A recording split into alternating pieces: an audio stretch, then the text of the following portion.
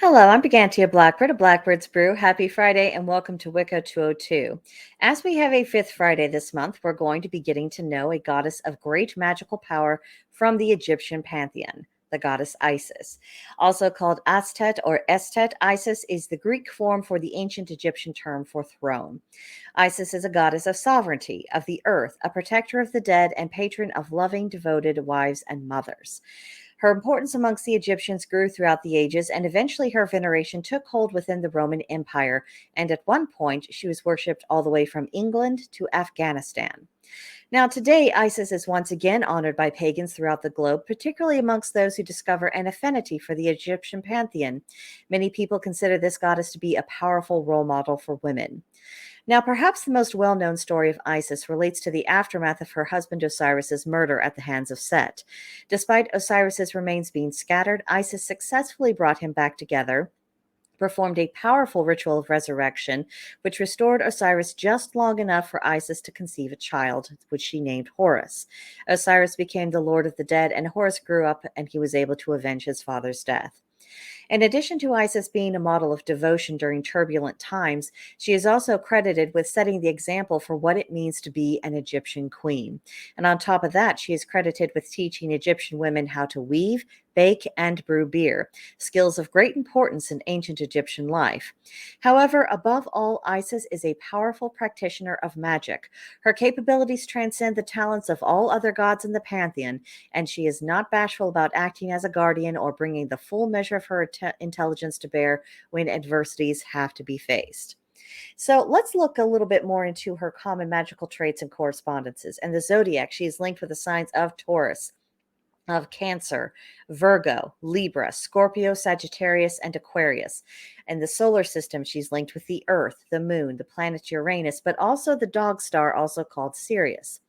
Her celebrations that she's associated with are the birthday of Isis, Ostara, and Yule. She's tied to the element of water and the trees of fir, palm, pine, and sycamore. Urban garden plants, heather, iris, rose, valerian, and miscellaneous plants such as lotus, myrrh, and orris roots. Isis is linked with gemstones of carnelian, emerald, jasper, lapis lazuli, moonstone, and star sapphires. The metal silver, and from the sea, she's tied to corals and pearls. In the animal kingdom, she is linked with cattle, lions, pigs, snakes, doves, geese, hawks, ibis, swallows, vultures, scorpions, and in the mythical realm, the Sphinx.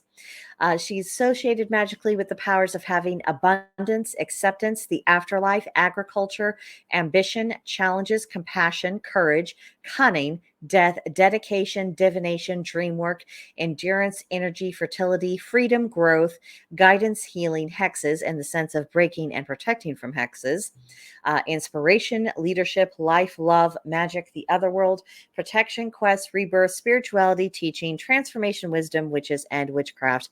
Isis is clearly a powerhouse of adaptability. Now, the Egyptian gods are ancient, even if we're thinking about the standards of deities. And the people who have worked with them, they tend to describe them as being somewhat no nonsense or even stern. I want to stress they did not say unkind or cruel, but very cut and dry.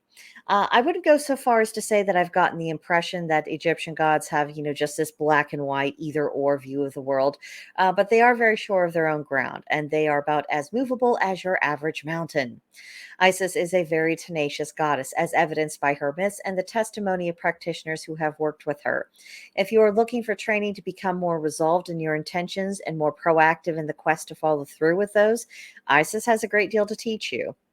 Her power is enduring, and there is widespread speculation that many of Isis's motifs and traits actually inspired some of the lore that built up around Mary, mother of Jesus, even as small of a detail as how each mother and child are commonly depicted in religious iconography. So, she never left our human consciousness. And magically, Isis is a goddess suited for those who are looking for more than just a surface level understanding of the craft. Her reputation for being powerful has not been overstated, and she may be a bit much for those at the beginning of their path, so do exercise proper judgment.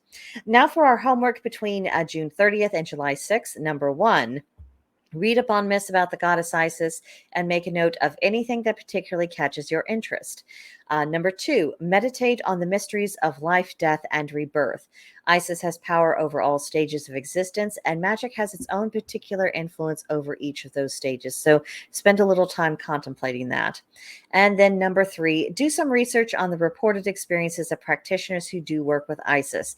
Be extra thorough if you feel inclined to approach this goddess yourself. So that's what I have for you this week. Next month, we've got brand new topics. So I hope you will come back for that. In the meantime, comments, questions, concerns, complaints, leave them for me in the comment section below. I will get back with you, or better yet, come visit us at Blackbird's Brew on Gilded. Link in the description box to join us, and you would be very welcome. But I think that will do it for now, and I will see you guys next time. Bye.